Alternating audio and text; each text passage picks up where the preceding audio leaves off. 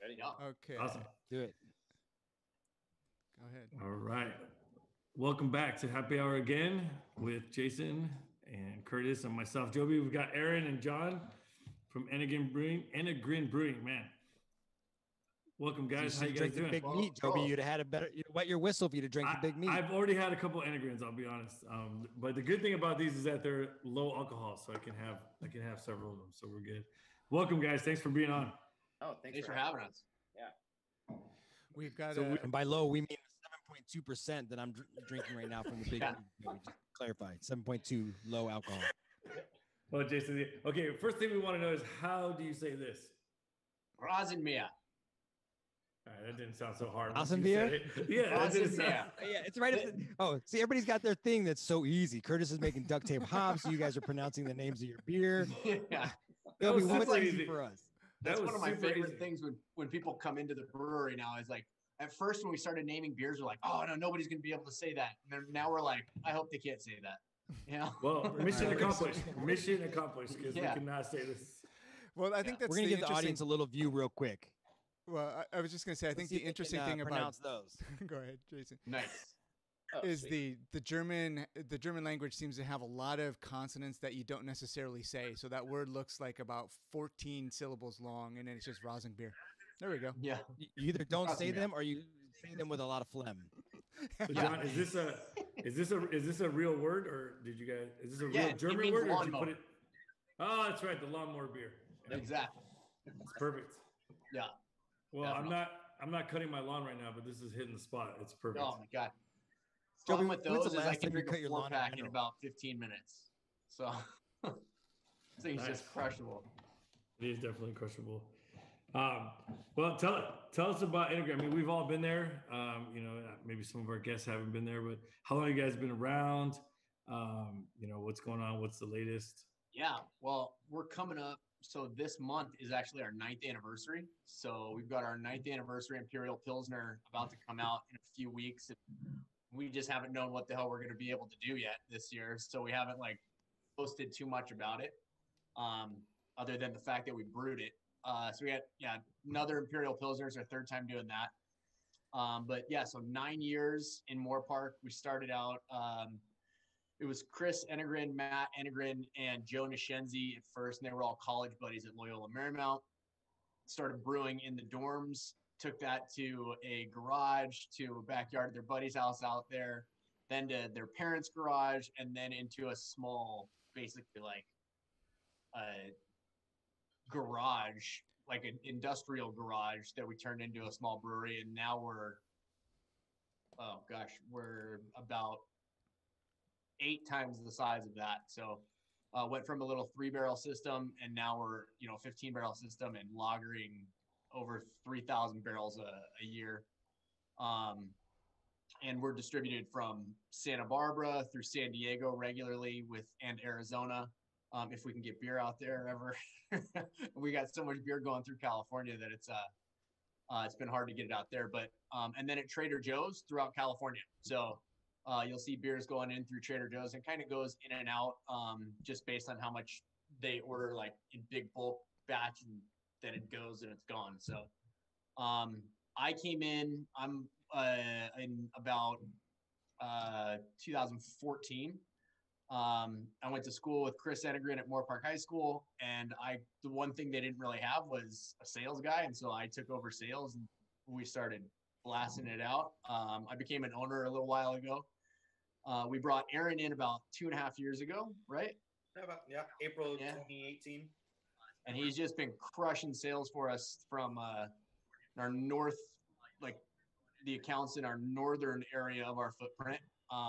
And then we got another guy, Sean, who does kind of LA and stuff. And then our distributor helps us out, and we fill the rest. So now, John, you and I are both wearing garb that kind of fits in theme with the brewery.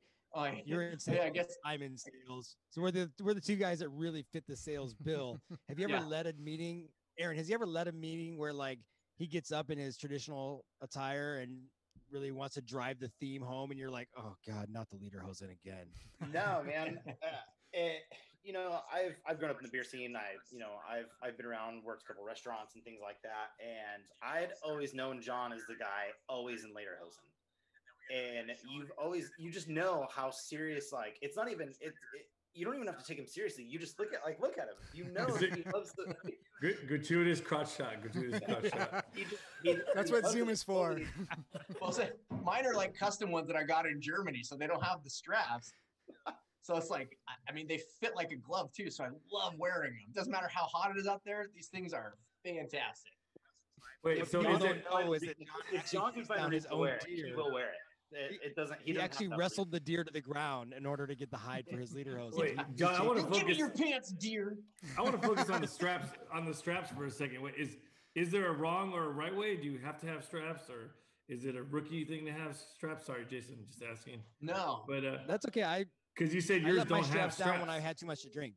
Yeah, well, so when I went out there too, I mean, everybody thinks that if you don't have straps, you're not wearing lederhosen. It's just different styles, you know. It's just completely.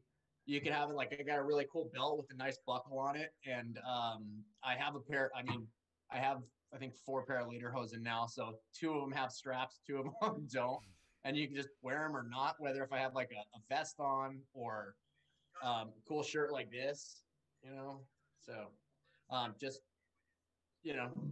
whatever. Now, Aaron, you've done the lederhosen too, Aaron. I saw. Oh yeah, we do. Oh, yeah. I've seen you That's basically, you don't get the job unless you basically have lederhosen. You can't work for them unless you don't own a pair. Exactly. If you show up, you are odd man out. And I guess that was one thing that I didn't really say when talking about the brewery is we specialize in German lagers. So, and hence. Yeah. So have you guys gotten, in the beginning, I know you've been there since, you said 2014. Was it tough for them to have like an all German style, brewery in a land of IPAs and a land of pale ales and stuff? I think like originally it was sorry, my baby's crying. I think I'm being too loud for her. Let me change my scenery. That's all right. This is a live show, everybody. Yeah. Like it. And on the move. All right. I think we might be hearing ourselves in your microphone, John. Okay, let me pause. That's what I thought. Let me try and get some headphones real quick. All right, go for it. No problem. We'll dig into Aaron, your background a little bit. Being one of the newer guys on the team, what is it, or what was it about the Enegren vibe and the beer style that really drew you in? Why did you feel like it was a good fit for you? Well, I mean, I came from Fluid State before I jumped. I was Fluid State's opening front of house manager. So when I had the opportunity to interview, my wife was pregnant at the time. So working as a general manager of one of the newer beer spots, they were always busy. I was working 60.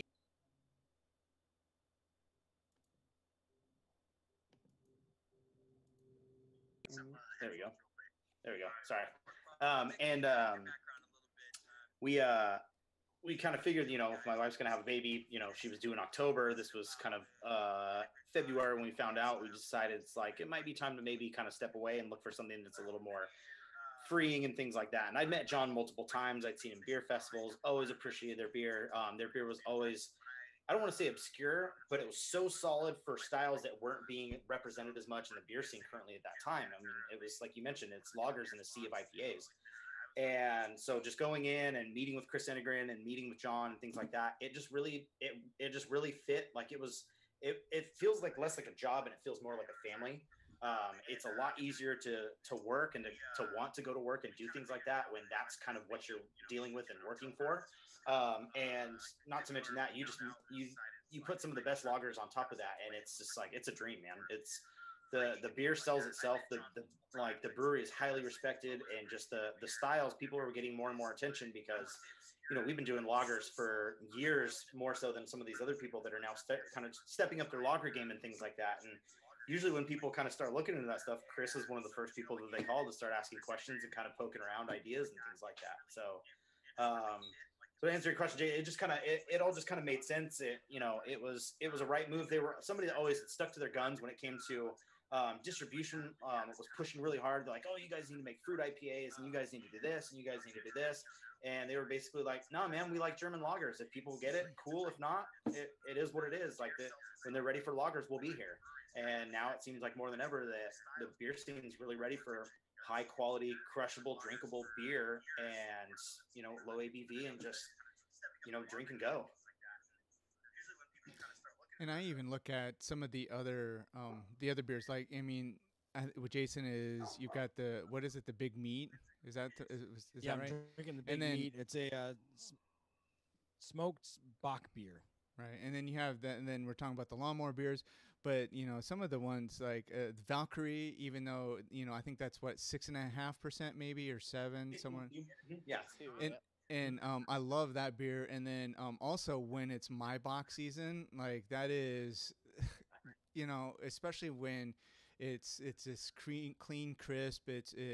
And when you're talking about food beers, both the Valkyrie and the Maibach are just two of my favorite pairing beers, because no matter what you put down with that beer, it's going to go well with it. Yeah. And see, that's kind of the beauty of German beers. Like they were really big on pairing and really big on, oh, we eat this, we drink this, we drink this, and we eat this. And it's beer is just as versatile as wine. It's just that it's so easy to basically just kind of pair it. There's so many different flavor profiles and all the different styles.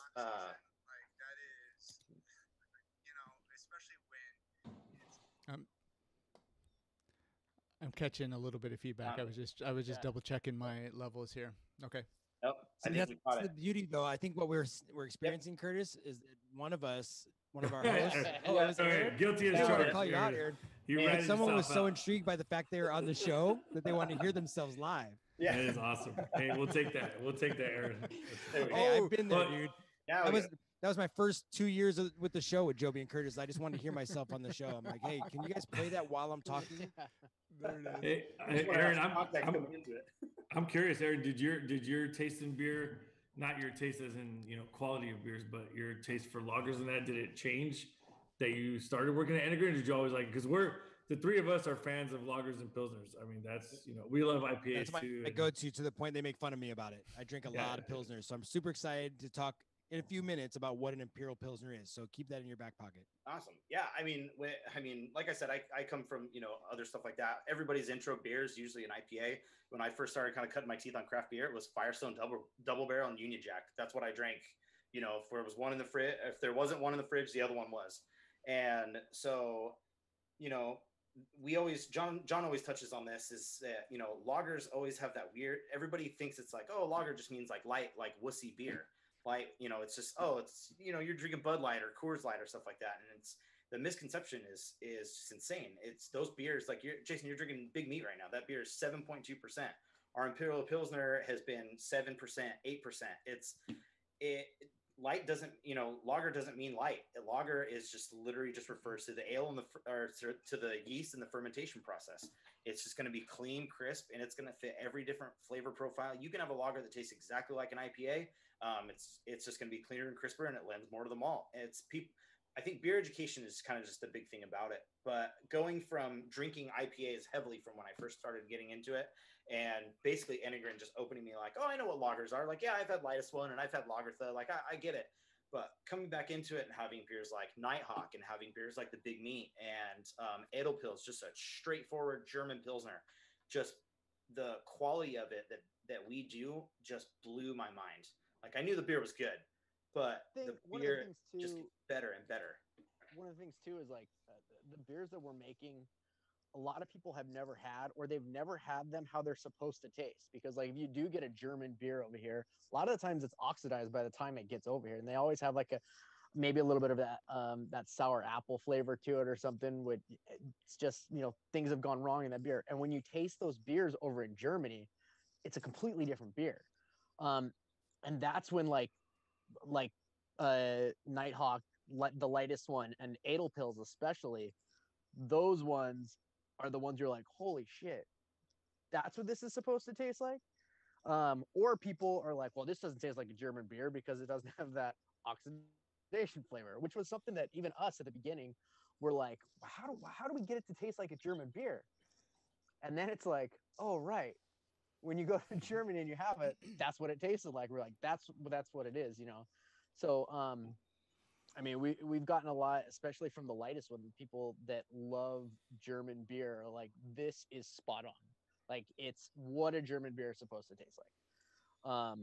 And Edelpils too, where Edelpils is going to taste a lot different than a lot of other Pilsners that are around here, because they're not decocting the beer. They're not doing step mashes like we can also, and those are German brewing techniques that people don't use out here. And then they want to throw in whatever hops they do too. And then there's, I mean, I can't tell you exactly the specifics on the hopping methods, but just the way that you hop those beers is not something that American brewers get. Chris and Brittany, however, have done so much research on that they've really crushed it. And you know, when we did the collab with Bierstadt Lager just recently, the American Reinheitsgebot, they, I mean, even finely tuned it even more. And we're like, this is how they do it here. And like, if you're in Czech beer is this way, and Czech beer tastes like this because it's got this. Or like the minerality of the waters and things like that we've taken the fine tooth comb to make it that authentic. Well, one of the things I think too is, John, is I think with some beers, and not talking about anybody in particular, just in general, right? With a lot of beers, it's kind of like cooking. You can cheat a little bit if something's not right or if something's weird. But I've always looked at, and I think somebody taught me that a long time ago, that like lagers and pilsners were sort of like these really, really fine art brewing techniques, because if you screw up, and tell me if I'm wrong, if you screw up, you actually get a really bad beer. Oh yeah, I mean, that's, you can't just cheat it and add some flavor, or add some hops to it, or dry hop it, or something like that to it. And that's why I appreciate them, because I think it is like kind of drinking, you know. And I always noticed that brewers that are super into it will always try to make a pilsner or a lager at their brewery, even if they only sell it there or whatever they do. But it's like they want to show off. Well, that's been like the thing for us for so many years, is that we've had a lot of breweries that have loved our beer for a long time, but the public didn't know, you know. And like, now the public's starting to get it. And we're like, when we started shipping stuff, I'm seeing like all these email orders come through, and it's from some amazing breweries throughout the country, and they're just all reaching out to us now, like they want to get our lagers, they want our lagers. And you know, we've had great beers from a lot of places too, but they don't quite taste as German, you know, like as like precisely that way. But yeah, we've kind of been like the brewer's brewery, and now the public is starting to get it. But that's why I love Helles, is because, I mean, even more than a pilsner, there's absolutely nothing to hide behind. It's softer on the I mean, it's all about the malt. There's not much of a hop characteristic to it. And the other thing we do is we actually lager it out for at least 45 days, where a lot of other breweries aren't doing that, and you can taste it in the beer. So, but yeah, I appreciate that concept too, because I'm thinking about, you know, what I'm experiencing now with the big meat, and this, again, being a smoked Bock beer. I went and stayed in Heidelberg for a few days during a trip a handful of years back, and it takes me right there, you know, thinking about, you know, we've had some other shows where we discussed that sense memory and how a drink or an experience can really be heightened when you take that first sip. But Joby, to your point, also, I use a similar concept when I'm trying out like a new Mexican restaurant. I get, you know, pastor, or I get carnitas, because I want to know the skill, right? It's about seasoning. It's about the finesse with the dish. Anybody can throw salt and pepper on a piece of beef and call it asada, in my opinion, or, you know, steak. But similar to the lagers and pilsners, you just have the ingredients, and you have to know what to do with them with a skilled hand in order to really highlight the talent. With IPAs, I grew weary of IPAs for a while when I was buying at the restaurant, because it seemed like everybody was just adding extra hops, or they were complementing the hops with coconut or pineapple, and they're throwing all these adjuncts in there. And for me, at some point, I realized, does that really showcase the skill of the brewer, or is that just because it's kitschy? And so I appreciate the fact you guys are taking it to a very true and rooted level. Thank you. Yeah. I mean, it's great to be able to talk to people too that dig that and know, like, understand that too, you know. And it's great it's so fun to teach people that people just don't know, you know. And like they're like, Yeah. like you said, like Aaron said, people just think it's light beer, but then try the Big Meat. It's definitely not a light beer. And then but try Nighthawk, which is a light beer, but it's just dark. You know, 4.8%. You can crush those all day. And like during the summer, I think the other day when we did the tasting out in the beer garden in the middle of the day, and it was like 90 degrees, that was probably my favorite beer that we drank that day. Even though, I mean, tasting one. yeah, for some, like, following the Rosenmeer and the Noble Pills, I mean Noble Citra Pills, that flavor just like blasted because it was so refreshing, but you got that awesome dark malt flavor. It was just really cool. I'm gonna get a fresh glass. We're gonna pour a Nighthawk on camera. But Curtis, I also think that both these beer. Ooh, I'm getting tongue tied because I'm like salivating right now. But both these beers for me are screaming like pork shank or pork knuckle. And I went to a little pub in Germany that was like, that was the ambiance: dark lighting, rich wood, and this beautifully slow cooked piece of pork that was as big as like two of my fists side by side. Schweinehaxe is one of my favorite foods ever made. I was gonna say, let's make it a glass, Curtis. We're gonna pour this thing. I was like, Jason, where the hell is Jason eating pork knuckle? But now then you said Germany, it's like it all made sense. Well, I think of one of my favorite times to especially like a Schwartz beer, and then that's what you're talking about, right? Yeah. Okay. Yeah. And I couldn't remember if that was the style for that beer, but now I'm missing. It's German mac and cheese essentially. I'm trying to Käse Spätzle. Yeah, Spätzle. So you have this. So mine was in Munich and drinking a Schwarz beer, but then having like a liter of that, and then having probably this 1,500 calorie serving of Spätzle right there, you know, and just. But being able to just gorge myself on cheese and pasta and then wash it down and just have everything be perfect in life, and you know, being at this little beer garden in Munich it was one of those, when Jason was talking about sense memories, one of those things that just comes to my mind with that. Yeah. Oh man, like German. I made I made Spätzle and schnitzel tonight for dinner with some mushroom gravy, and I don't know, getting in the mood for this, maybe, I guess. But oh man, it was fantastic. Jason's slow pouring. Look at a slow pour. Beautiful. A slow pour. But that's, you know, you were talking about the dark lagers. That's my favorite one, when people are like, oh no, I don't like those dark beers, man. They're really heavy. Too heavy. Yeah. And it's like, try this, and then they're like, what the? Are you sure? Are you sure this is like? It really is deceiving because I mean, look how dark that is. Whip up the fresh pour. It's super dark. Yeah. And it's got these like nice cocoa nib, almost tobacco-y coffee aromas. Joby, I think that's a theme with this, but it's with crisp this whole and thin. show too. What's that whole idea that there's this perception of German beers the whole way through, and whether it's you know, people thinking that they're light beers when obviously they haven't had a Bock or a Doppelbock ever. Like, come on, let's get this through. Or when you're talking about dark beers, and I love serving people who don't like dark beers a dark lager, and then it just blows their mind. Like, wait, this is what a beer can taste like? Yeah, that's right.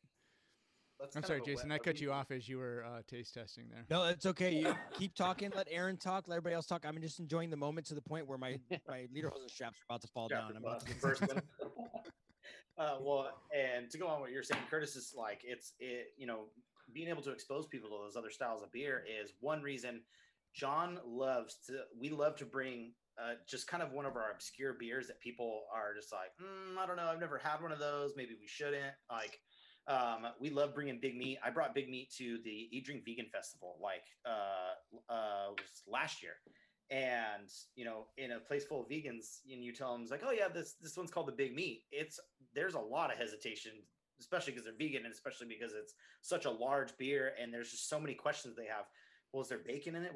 Like, what did you guys put in it? It's like, no. I have to explain to that beer sold. We went through more cakes of that beer faster than anything at a vegan festival. We were out by like 3:00. It was gone. The beer was just done. And it was just like, we still had like Edelpils, like just our normal German Pilsner. And we ended up bringing home more of the Edelpils and because Big Meat was gone. People just drank that all day long because they were just so blown that a beer could taste like that. And with, obviously being with 4 ingredients as we're, Reinheitsgebot brewery. And it's just, being able, all you have to do is get the beer into people's mouths and they're hooked and they can understand it and they get it. And they're just like, oh, this isn't what I thought it was going to be. Like, this is incredible. So I think that's kind of been one of the big things is trying to change a lot of those ideas. Like, just give it a shot, try it. If you don't like it, you're here at a beer festival. Are you going to go to a beer festival and all you're going to drink is 805? No, that's ridiculous. You've wasted $45 for nothing. Like, you can go buy 12 packs for days on that. So go and try some, we encourage people to try something a little bit different, which is why we'll bring like one of our big heavy hitters, lightest one, Valkyrie, something like that, a good seasonal. And then we'll bring something just a little more obscure just to get. I love that the lightest one is one of our heavy hitters. Yeah. Well, Aaron, what you made your comment there about the vegan fest and the bacon. And I think about, so I'm married to a vegetarian and I am largely vegetarian, but I will never, ever turn away a big piece of meat. Like, that is like I can go meatless for a very long time, but there are sometimes when I got a protein craving, or like if I'm at some, anyway, I won't go too far. But like, one of the things that I think is so interesting about vegetarian food and vegan food is the lengths that they'll go to make things taste like meat. Oh yeah. Or a meat facsimile. And so to have a beer that has this bacon, this meaty, smoky bacon flavor, and it going nuts at a vegan place is just, of course it did. Because that's what they're always looking for, right? Because you should be eating bacon, for Christ's sake. Right, just eat some bacon. Yeah, it's like we recommend you have this beer and probably pair it with a burger, like a beef burger, not like an Impossible or a Beyond, but with a beef burger. Mm-hmm. Ooh, right. Can we do like a reduced smoky barbecue sauce made with the beer and serve that as a special at the restaurant? That sounds great, Jason. Come on down. You gotta get. So I've thought of this too, and I haven't had the chance to do it. But do like a big meat bacon. I'm sorry, big meat onion mushroom kind of like gravy to go on top of a Gouda or on top of a burger with bacon and like a big piece of Gouda, and on a pretzel bun. Maybe even some like. Maybe we do that for Oktoberfest. I don't know. Yeah, exactly. Oh, like turn it into like an onion jam kind of thing. Yeah. With oh my the God, big I'm meat. in love with you, John. Dude. Oh. Did we just become best friends? Yep. Should the rest of us just leave? Yeah, let's all leave this. You're beautiful. Beautiful, it's true. Oh man. All right, John, whenever you want to try that, come on over. And Aaron was like, hey, we'll bring some beers and we'll come over. And then I was like, damn, that sounds great, but it's a Zoom show today, Aaron. Yeah. Sorry. Yeah. I really wanted to hang out with you guys. Like you said that, and I was like, oh, that's pretty cool. And I thought about it, and I was like, oh yeah, COVID times probably not what's gonna happen. In all seriousness, like, though, that makes a lot more sense. Interesting segue, because most of the time the brewers get together and they're collaborating on a beer, or the brewers bring in someone else. Like they may bring you in to collaborate on how to make a beer. You're actually going to take it the other direction, where they bring in the brewery and now to collaborate on the food side, which that could be really cool. It's a little twist there. Nice. See, COVID's got us all upside down and topsy-turvy for Christ's sake. So is the big meat stick? Is that a beer that you guys make all the time, or is that just a limited?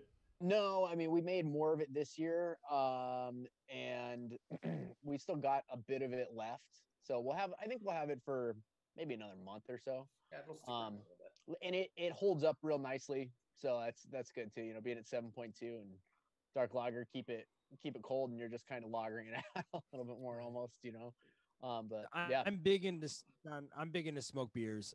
I like smoke things in general, but taking it into like the educational piece, because I feel like I'm a little bit naive or uneducated in terms of how the process goes. Do you use a smoke extract or like a liquid smoke? Are you using specific wood? How do you determine what style of smoke you want imparted into the beer? How does that process work? So basically, number one, like most of our beers, like 99% of them are basically to the Reagan Heights, so it's only 4 ingredients. The only one that we put any kind of adjunct in is our maple Baltic porter, where we use Vermont maple syrup. And I mean, that's a historical style as well. And you use some sort of sugar adjunct. But anyway, so for the big meat and Blonde Fire, and I don't know if you guys had Blonde Fire, but that's our smoked Helles. Real good. But we use a smoked malt. So it's just basically the same exact thing. If you're smoking a tri-tip or, you're smoking any kind of meat, they use wood to dry out the malt, and that's what gives the flavor of it. So this is a beechwood smoke. That's what beechwood's kind of we've found, and Schlenkele uses a lot of beechwood as well. And Schlenkele is the German brewery that's kind of known for the smoked beers. That lends itself to beer the best. Oak kind of gives it almost too much of an ashtray type of flavor. We tried cherry one time. We did a cherry wood smoked Märzen. None of them really give that same kind of like meaty flavor to the actual malt. So trial and error on that stuff. But yeah, it's just basically, instead of dry kilning malt, you use the smoke to do it, and that's the flavor that you get out of the beer. And then we back that up with some dark or some other malts in this one. So I think there's de-bittered chocolate, a little bit of Munich 2 to get that deep, rich, malty flavor alongside the smoked malt, which actually the smoked malt, if you look at it, it looks more like it is a lot more pale of a malt than the other ones that are in the beer. And then, yeah, like in the Blonde Fire, it's basically Pilsner malt and some beechwood smoked malt, and that's it. And that beer, I don't know if you guys have had it, but we'll get you some because it's phenomenal. Really good. Could you pronounce the kind of the benchmark in terms of smoked beers again? Can you pronounce that brewery? Because I've been saying it wrong for a long time. Schlenkele, yeah, right? Schlenkele, yeah. Schlenkele. Schlenkele. That is Joby, one smoky. That's I a talked one into smoky buying beer. some of that beer, and it screwed up our beer lines. Oh yeah, that is the smokiest beer I've ever. I think it's the smokiest beer I've ever had. John, yeah, they have two styles, right? Oh no, they do. I mean, out here you can get. I mean, on tap, yeah, you're probably only gonna find their Märzen, maybe their Urbach, and then probably their Helles now too. Their Helles, they actually don't use any smoked malt. They just use the yeast from their Märzen or from their Urbach, and put that into just a regular Helles brew. And the smokiness from that yeast that they keep reusing is what gives it the smoky flavor of their Helles. Oh, wow. Which we tried doing that, but it was only basically a single generation of the big meat malt or big meat yeast. So we didn't get much of a smoky flavor out of it. So we had to throw in that smoked malt. It's definitely acquired though. We had a bottle of the distilled spirits, and most people. John, have you ever had that? As they smell it, they turned off, and I always got a grin out of it. I think there's something unique about being able to leverage the smoke of the wood. Curtis, what's the smokiest beer you've ever enjoyed so far? Well, I am not a smoky person. Like, I can do smoked meats and things like that. I love a smoked meat, but when it comes to whether it's beer or spirits, I'm really sensitive to it, and it like I can't drink the big meat because it's way too smoky for me, way too meaty on that. Mm-hmm. So like you think of even peaty scotches and even light peat scotches I can't do because all of a sudden I get that I'm trying to think of what is it phenols, Band-Aid-y kind of the Band-Aid, right? Yeah, and I get Aaron, you're bobbing your head. I understand what he means. I'm not a huge smoked beer guy. Big meat and like Blonde Fire for me is a little more light and easy. Big meat we played some drinking games with when we did Lagerville at Figaro Mountain a couple of years ago, and I think I've had maybe one big meat since then, and it's rough. It's a little rough. There's like we were talking about some sensory stuff. I think of playing quarters with Matt and Chris Enegren in Solvang after Lagerville because that's all we had to drink because all the liquor stores were closed. Oh, yeah. So yeah, a lot of meat, little big meat goes a long way. Yeah. But I love it. Like I could drink the big meat. That's a like, I can T-shirt, drink a by lot the of way. it, That's but- our I know next you need to T-shirt, make John. that. You need to make that. It's a great You should shirt. have clipped that in the post editing. You need to A get- little you big need to get goes on a that. long way. That's your next shirt. What are we? Yeah. Okay, 110. All right, I got it. I got the time code now. I'm sorry. Every But, once in a while, it's- a T-shirt design comes just floating right into our laps, and we gotta Oh, to dude. pounce on it. So. I love it. Yeah, it's Can we do that as a collaboration where it's both logos, Happy Hour Again and Enegren? And Right. it just says on the back, a little big goes Do a it. long way. yeah. I love it. That could be the name of the burger. There you go. The little big meat. I like it. But no, I mean, like that's what we get. I completely understand people. You either like smoke or you don't. Like it's, I mean, in a beer, I don't think there's any kind of like middle ground on this Yeah. on these beers. You know, it's either there for you or it's not. You know- And we see it all the time. Yeah, And I John, don't disrespect it at all. It's true story, man. Yeah, there's so my wife, who's also a vegetarian, loves peaty scotches, and Mm. like I can't, when she pours that, I have to go into the next room because it's like, no, you know, give me a Macallan or something, or better yet, whiskey or bourbon, and then I can Yeah. be, you know, but I can't be even close to that when she's pouring a big old glass. That's of that. because Curtis is a sweet guy. He's looking for that sweeter bourbon direction. John, I want to ask though, again, we talked earlier a little bit about being the sales guy and really embodying, as we see tonight, embodying some of the elements and the vibe and theme of what Enegren's about. If you could talk to the audience about something you wish you could advance in terms of either German style or, you know, the Enegren philosophy and ethos, what do you wish the drinking population of Ventura County and outward in terms of German styles would learn or embrace? What do you think is missing from that culture?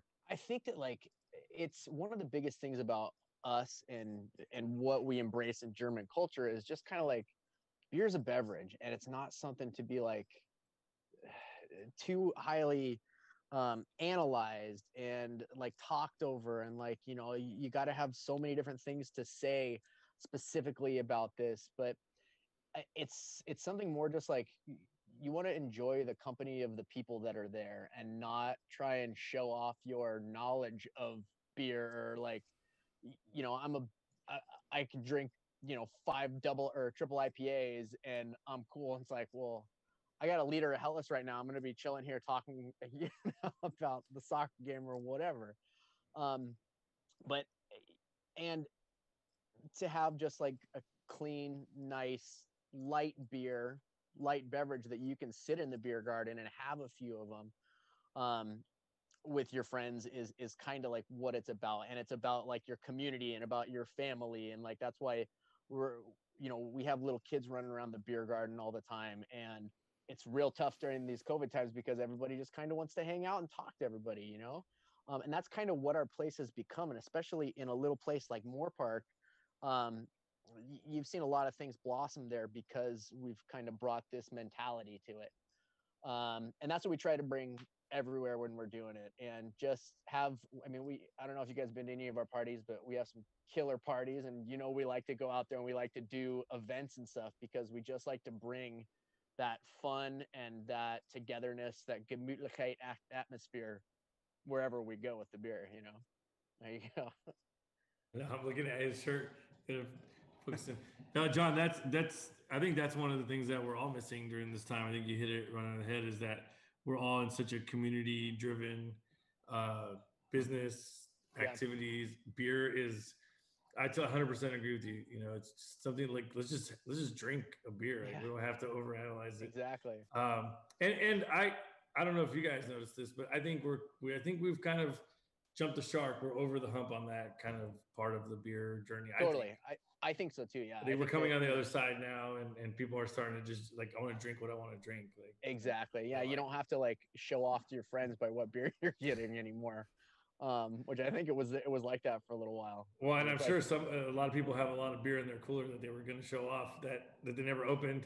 Yeah, I've got a fridge full of bottles that I opened. I've got some too. Yeah.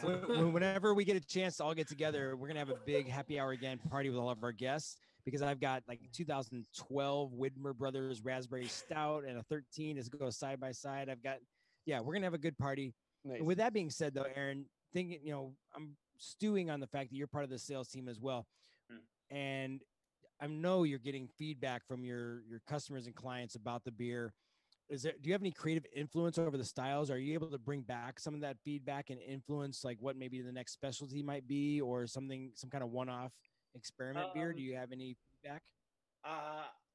There are things that we've heard, people, being that we're German style, people want to see like some German style sours. They want us to start kind of going down into that route. But it's not something, I know it's something that we've considered, John, and correct me if I'm wrong, it's not something, it's something we've considered, but due to the bacteria and things like that, if you infect that brew system, it's going to be so much harder. Like with how much Valkyrie and how much Lightest One and Schonertag and other beers that we're pumping out, to take a risk on a beer like that and have it infect the brew system and have to go through a whole day of cleaning, or however long it takes, sets us back on so many other our fan favorites and other huge distribution favorites and account favorites and things like that. I feel something it would more hinder us than it would help us, because we're so known for our health. We're so known for our hef is fantastic. Our hef it's one of the best hefs in California. It's, if not, the West Coast.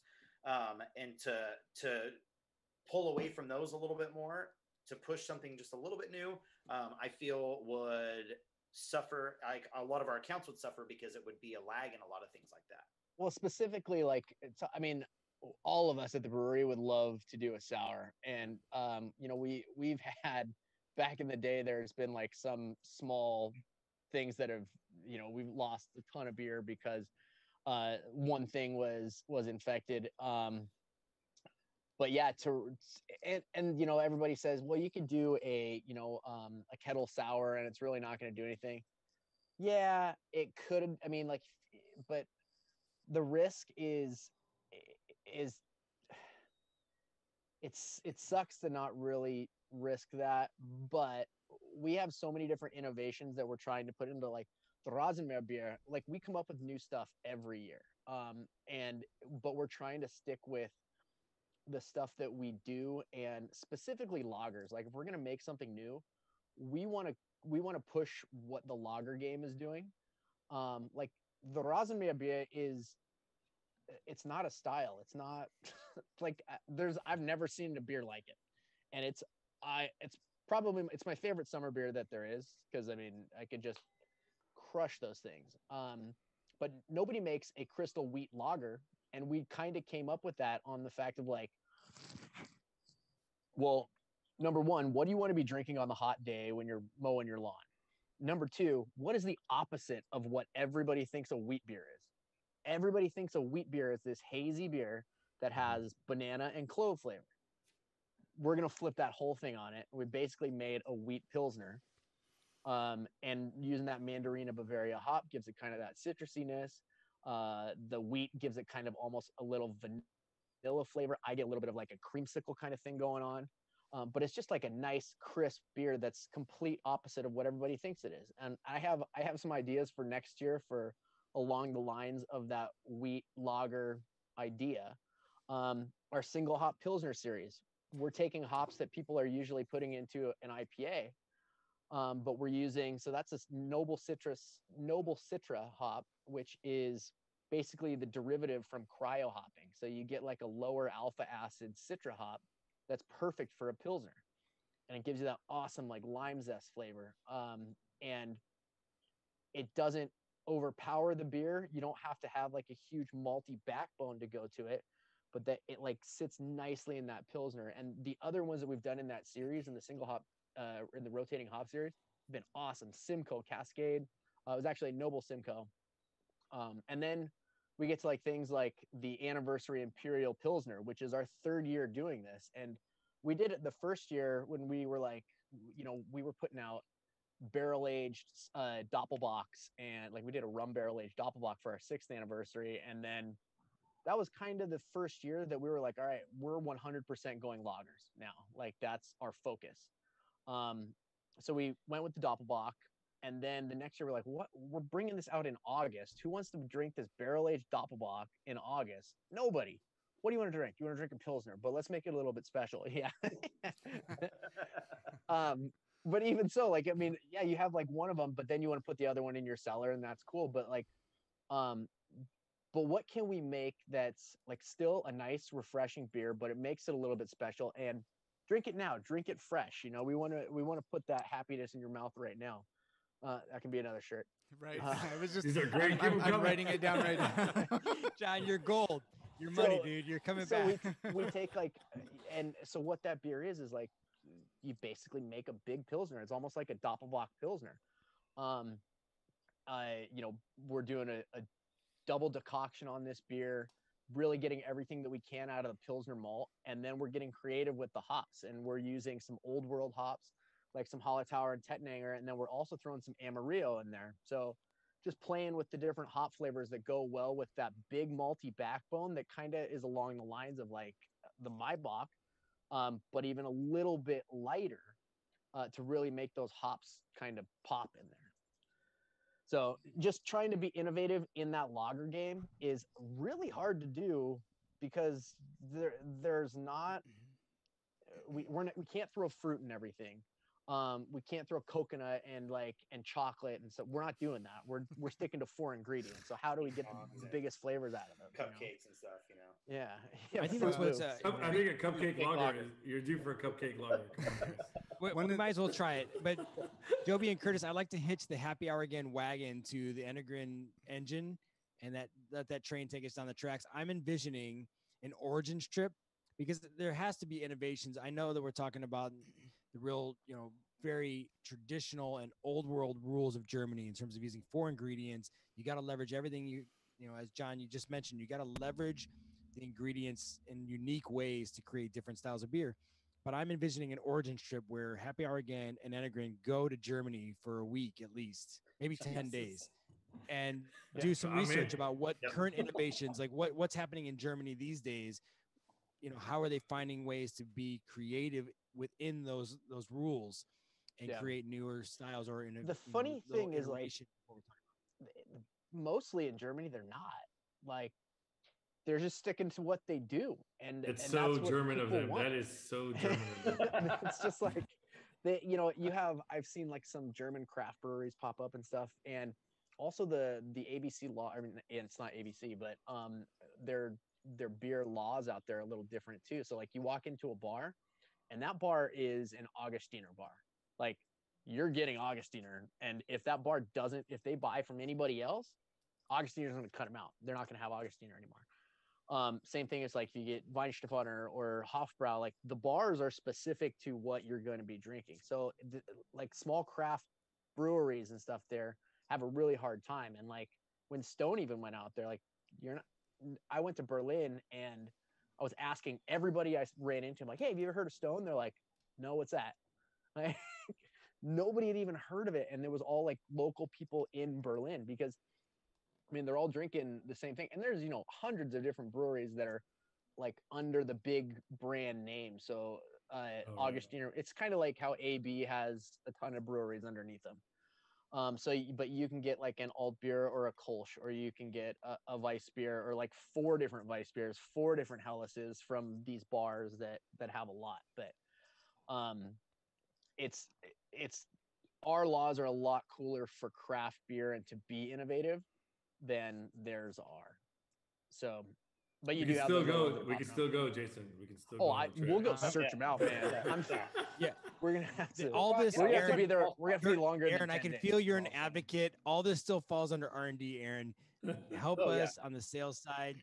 Don't let John talk us out of this. Oh no. Well, and that's it. And it kind of comes back a little bit to your question when you're saying, what styles are we hearing that people want and things like that. You look at some of these German, the German breweries, traditional breweries, they make like 2-3 beers, and that's it. That's what they do. Like it's never been questioned. It's like, they're not like, oh, hey, when are you going to make a hazy IPA walking into like Weihenstephaner? And they're just like, what? It's just, they're so rooted in tradition, and they're so well known for the styles that they make, because the recipes are so old, and the breweries are so old and revered, that it's kind of one of those things like not reinventing the wheel. Don't fix what's not broken. And so it's even the smaller breweries are like that too. They're brewing the same things that the big ones are, but they're doing it in their own way. Same thing as us is like, You know, it's still similar styles and everything.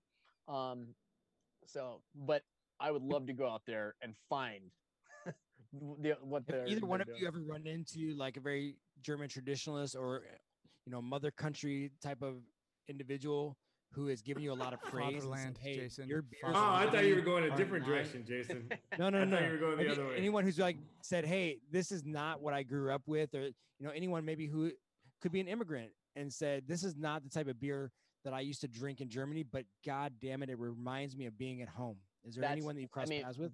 We get that all the time at the brewery. Like we have, if you go into our brewery, you're going to hear German being spoken just by random people. Like, they,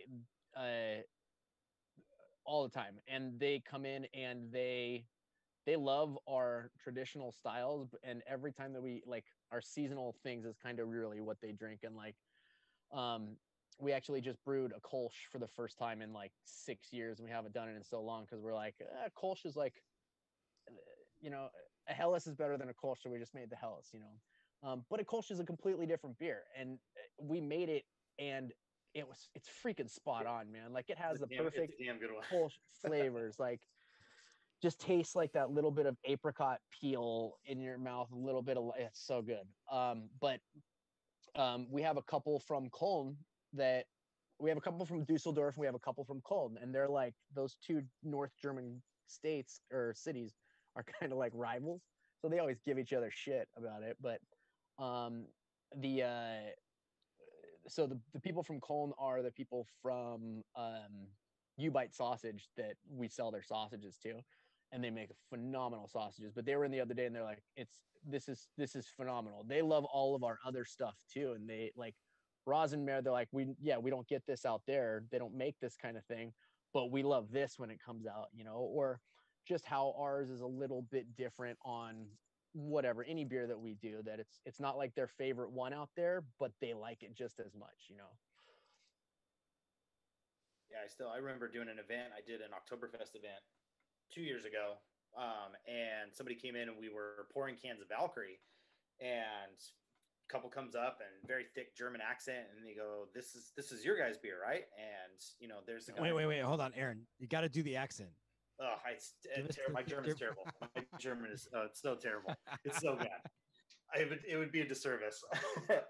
All of our German fans would stop coming to the brewery. Yeah, I'm not trying to get that reputation.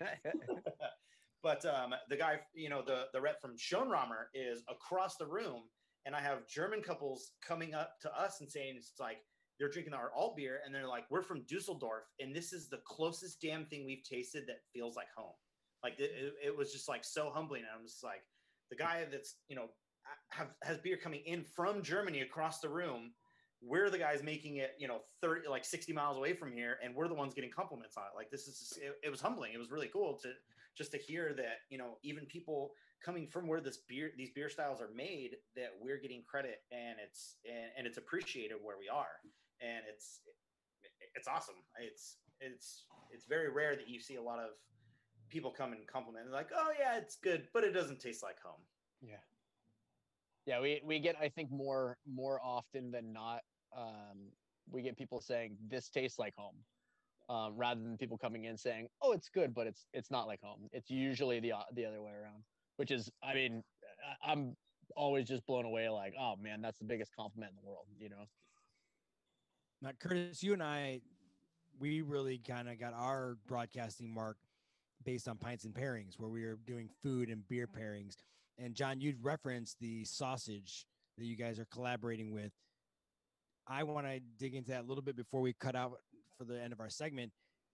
How is it, like, how do you really vet a partner like that? And how do you say your food product, especially someone who's trying to reflect that German origin, how do you approve of them? How do you make sure that their standard is up to par with the brewery standard? Because I think sausage and beer, Curtis, hopefully you agree. And if you don't, we're going to have to talk after the show. But I think sausage and beer is like a classic staple. Yeah. So how do you make sure that you guys are in alignment in terms of the quality and the reflection? I mean, so like I said, they're from Cologne. Like they came here from Cologne. And when I heard that there was like a German couple it was actually our huge beer friends, or our clients or our customers from Dusseldorf that told us about them, and brought them to the brewery one day saying, you guys need to come here because the beer is so good. And it was kind of the other way around. They're like, these guys are making beer that's up to par on like the way that you're making sausage. That is how they said it. Where their sausage is so pure in the way that they do it, that they were wanting to do stuff with us, that we're doing it this way, you know.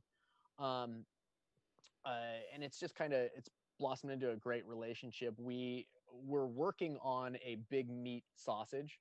And yeah, right now we sell their sausages at the brewery. And we can only sell the pre-cooked ones. So we've only got 3 different styles, but God, it's the best sausage. It's the best sausage that I've had in the United States. Like, we can't sell their actual bratwurst because they're not fully cooked. But if you get their bratwurst, take that home and boil it in some big meat, and then grill it, it'll blow your mind. I mean, you could just, you know, cook their brats by themselves, but throwing it on a little bit of big meat gives it a little bit of smokiness. And then I would afterwards pair it just with some Helles and throw some sauerkraut and some good German mustard on there. And there's nothing better to me, man.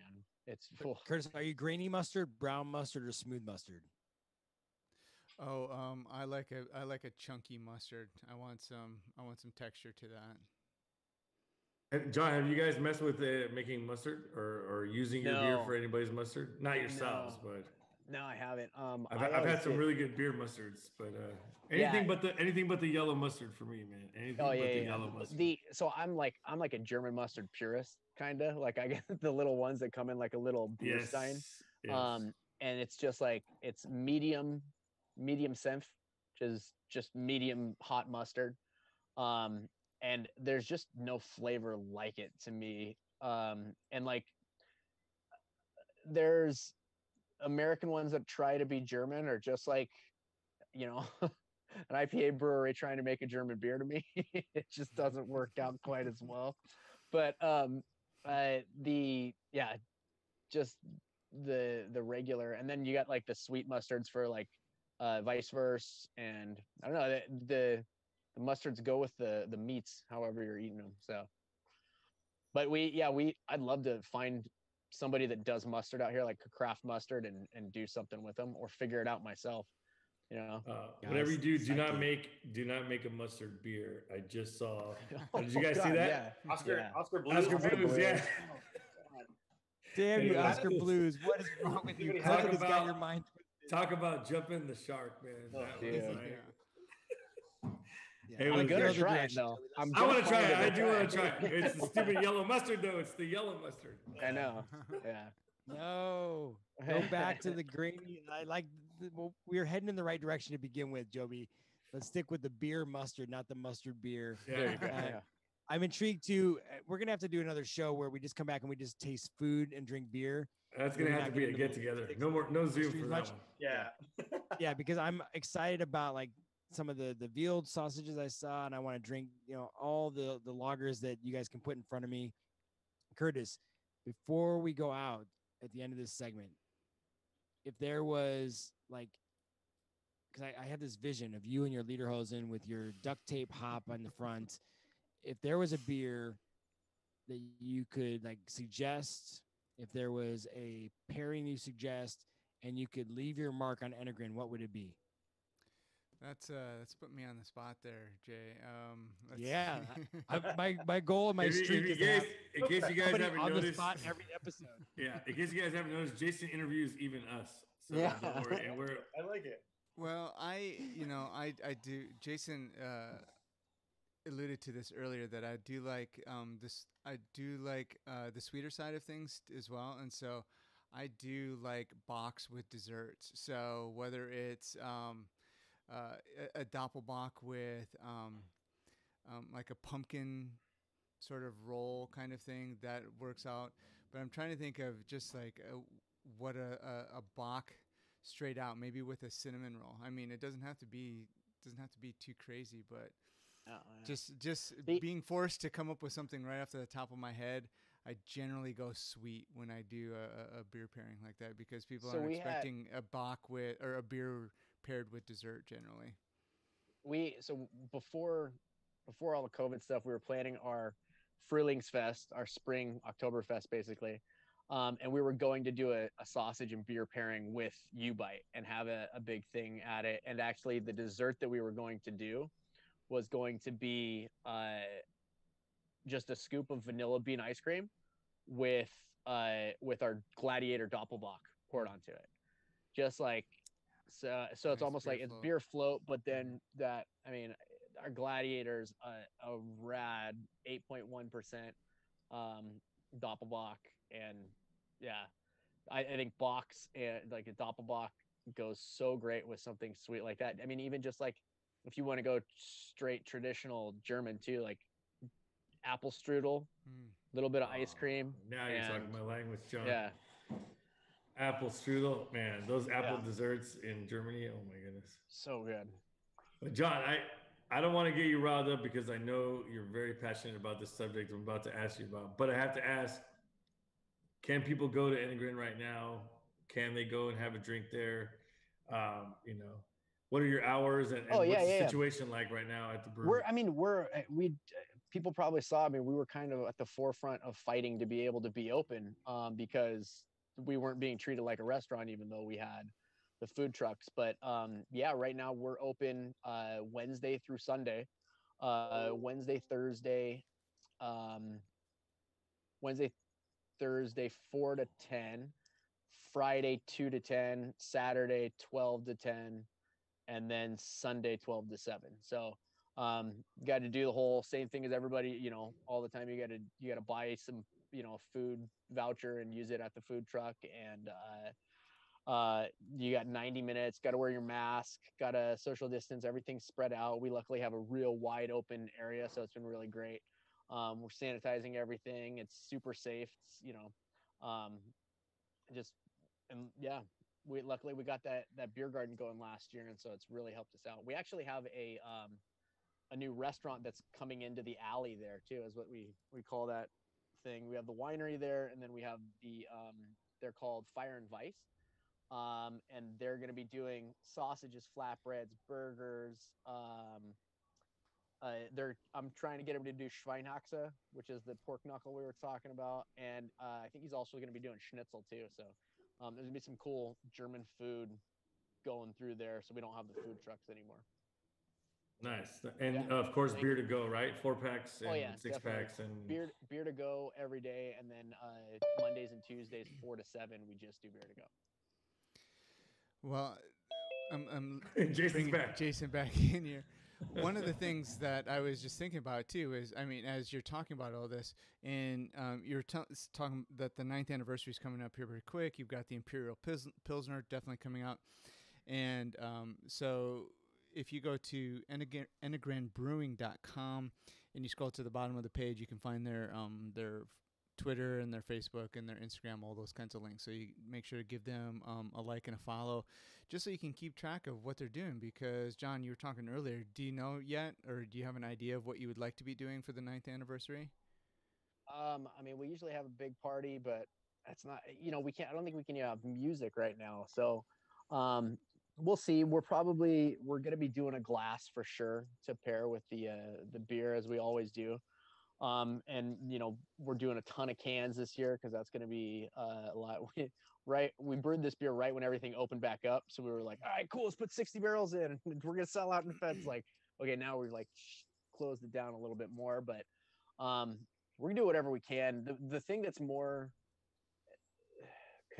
not concerning, but like that I want to get a lot more creative on there. I'm gonna have to, is our Oktoberfest. Like, our Oktoberfest is one of the most epic parties around here. We usually get like a Ferris wheel and a petting zoo, and there's all kinds of different, people are it's we like can still Oktoberfest. Social distance on the Ferris wheel, like every other car or every it should be car, 6 feet apart. Yeah, exactly. Yeah, man.